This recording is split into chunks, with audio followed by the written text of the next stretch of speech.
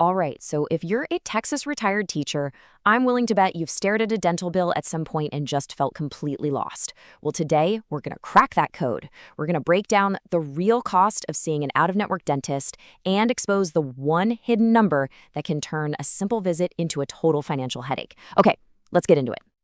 Yeah, $1,980. That is a real number from a real out-of-pocket bill for just a single dental visit, a visit that was supposed to be mostly covered by insurance. So how in the world does that happen? We're about to find out. You know, the pain from the drill, that fades pretty quick.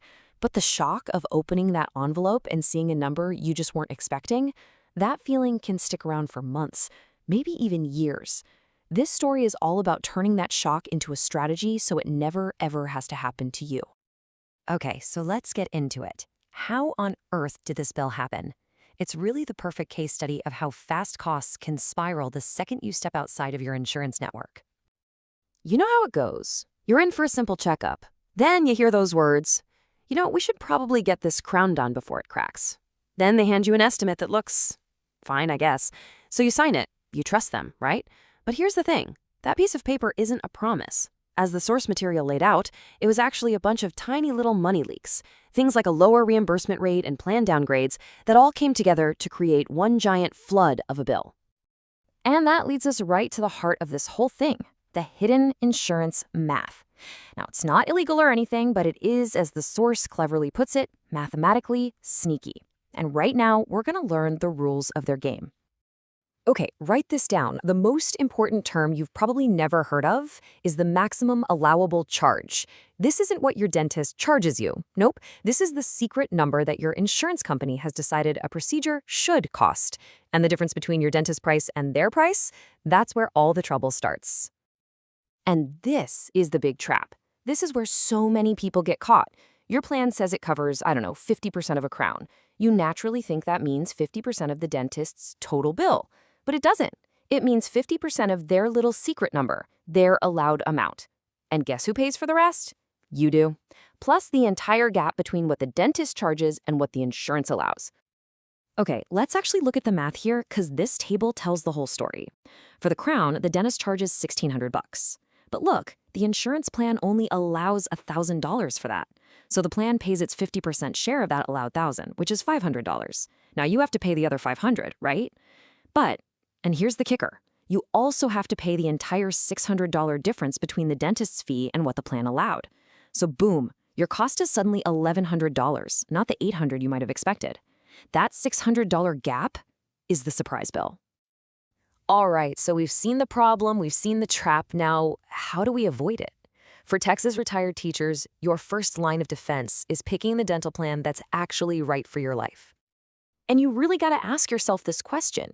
This isn't about finding the one best plan out there. It's about finding the plan that works best with the dentist you already have, or maybe the dentist you're willing to switch to. That relationship is what should be driving your choice. So you basically got two different ways of thinking about this.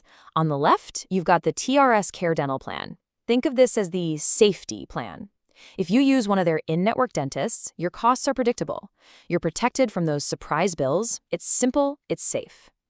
On the right, you have the TRTA/AMBA plans. These are often for people who are super loyal to their dentist who's out of network. These plans might look more generous with higher maximums, but you are playing that maximum allowable charge game we just talked about. The risk of that gap is way higher. So the choice really comes down to this. Do you want predictable costs, or are you loyal to your dentist? Look, no matter which path you take, you need a game plan. So here's a simple 3-step strategy you can use to take back control of your dental bills before you even open your mouth. And it's really just 3 simple steps. Estimate, decide, and push back. That's it. These 3 little actions can protect you from almost any surprise dental bill. Let's break them down. Step 1, you put on your detective hat. Before any big procedure, you ask the dentist office for the specific CDT codes and their full price in writing. Then, you get on the phone with your insurance plan and you ask them for that secret number, the maximum allowable charge for those exact codes. Once you have the dentist fee and the plan's allowed amount, you can do the math yourself and see what you're really going to owe. Okay, step 2, This is the hard one, emotionally. If the math from step 1 shows that sticking with your dentist is going to cost a fortune, it's time to make a call, and it is totally okay to get a second opinion on the math from a dentist who's in network. Just remember, you're not breaking up with a friend. You are making a smart financial move for your retirement. And last but not least, step 3. If that dreaded envelope does show up with a huge bill, don't just panic. You have options. For any work in the future, demand a predetermination of benefits so you see the numbers before anything happens. If you already have the bill, check it for coding mistakes. And if it's right, but just way too much, call the office and ask for a payment plan. You have more power than you think. Just let that sink in for a second.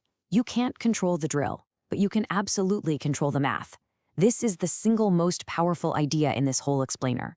The tools, the procedures, that's the dentist's world. But the numbers, the codes, the fees, you can and you absolutely should take control of that part of the conversation. So I'll leave you with this one question to think about. After all this, what's the one number you are going to make sure you check before your next big procedure? Knowing that number, that maximum allowable charge, that's the key. That's how you take back control.